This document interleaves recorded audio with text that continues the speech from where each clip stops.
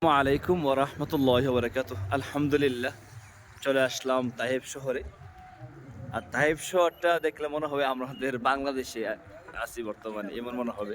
বাংলাদেশ এই তাইফের যে বাতাস, তাইফের যে প্রকৃতি দৃশ্য, যে সৌন্দর্য দেখেন। এই যে একটি গাছ এখান দেখা যায়, বিশাল বড় একটি গাছ। আর সামনে কিন্তু এখানে মূলা শাক আছে। এই যে মূলা শাক, বিভিন্ন ফসল আলহামদুলিল্লাহ তাইফে ফসল হয়। আর এখানে একটি খেজুর গাছ আছে, এই যে খেজুর গাছ।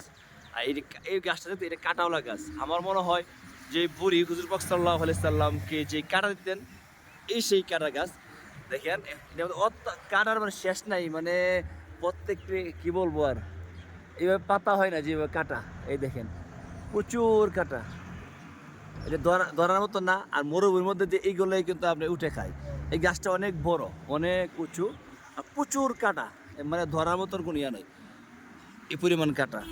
আর যে বুড়ির বাড়ির সামনে কিন্তু এই যে এখানে বুড়ির বাড়ি, এখানে আপনার মানুষগুলা এই দেখতে পারতেছেন, এই সেই বুড়ির বাড়ি। এখানে বুড়ির বাড়িটা মোটা নাই, হালকা সাদা একটা চিহ্ন আছে। এই যে পাথর দিয়ে গড়া, এটা মূলত বুড়ির বাড়ি।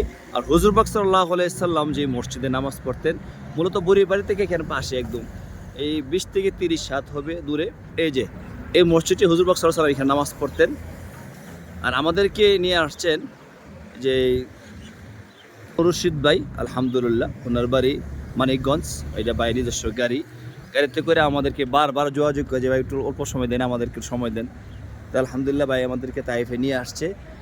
এই তাইফে নিয়ে এসে বুড়ির বাড়ি, হুজুর পাক সাল্লাল্লাহু আলাইহি ওয়াসাল্লাম যে মসজিদে নামাজ পড়তেন সেই মসজিদ, আর অনেক জায়গায় আলহামদুলিল্লাহ আমাদেরকে নিয়ে সফর করতেছেন।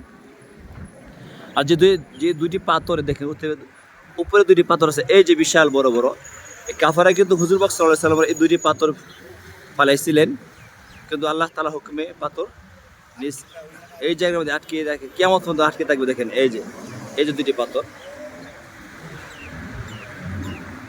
তো আমাদের সাথে চলে আসছেন এই যে দেখতে পাচ্ছেন হাফেজ মাওলানা কাউসার সাহেব, তারপর হাবিবুর রহমান ভাই, চাঁদপুর ভাইয়ের বাড়ি।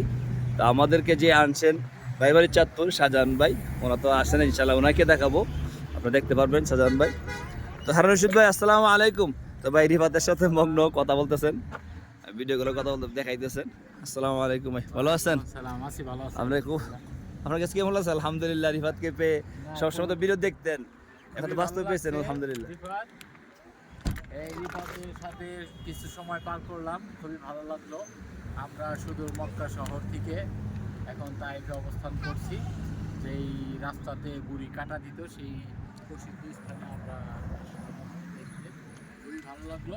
রিফাত এবং রিফাতের হুজুরকে পেয়ে আমরা খুবই আনন্দিত। খুবই ভালো, সবার জন্য শুভকামনা করছি।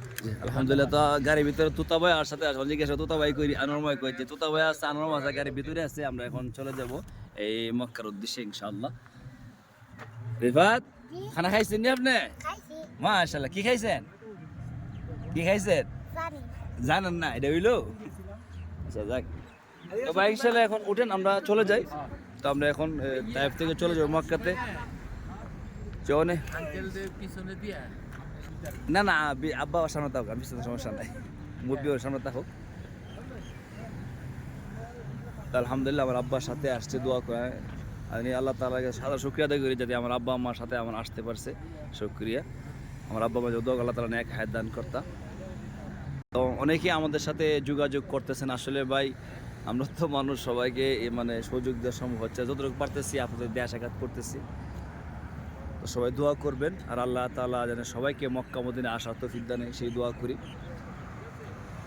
আল্লাহ যারা দোয়া চেয়েছেন আলহামদুলিল্লাহ সবার জন্য আমরা দোয়া করতেছি, আমাদের জন্য দোয়া করবেন। আর মৃত্যুর আগ পর্যন্ত যেন আল্লাহ সুবহানাহু ওয়া তাআলা আমাদেরকে ভালো ভালো কাজ করতে তৌফিক দান করেন, মানুষের কল্যাণে কাজ করতে তৌফিক দান করেন। আর তাইফ শহর আপনারা দেখতে পাচ্ছেন অত্যন্ত সুন্দর শহর, আল্লাহু আকবার। এখানে না আসলে বুঝতে পারবো না যে তাইফ শহর কি জিনিস। আল্লাহ তাআলা সবাইকে আসার তৌফিক দান করুক। আর সবাই সবসময় দোয়া করবেন, চেষ্টা করবেন, ফিকির করবেন, আল্লাহ তাআলা অবশ্যই নিয়ে আসবেন। আল্লাহ তাআলার খাজানার মধ্যে কোনো জিনিসের অভাব নাই। আল্লাহ তাআলার খাজানার মধ্যে, ভান্ডারের মধ্যে কোনো জিনিসের অভাব নাই। আল্লাহ তাআলা যত দিন আল্লাহ তাআলা ভান্ডারের মধ্যে যদি কিয়ামত পর্যন্ত বান্দাকে দেন, আল্লাহ তাআলা এক পরিমাণ তিল পরিমাণ জিনিস কমতে হবে না। কিন্তু আমরা আল্লাহ তাআলার কাছে নিতে জানি না, আনতে জানি না। আল্লাহ তাআলার কাছে চাইতে জানি না।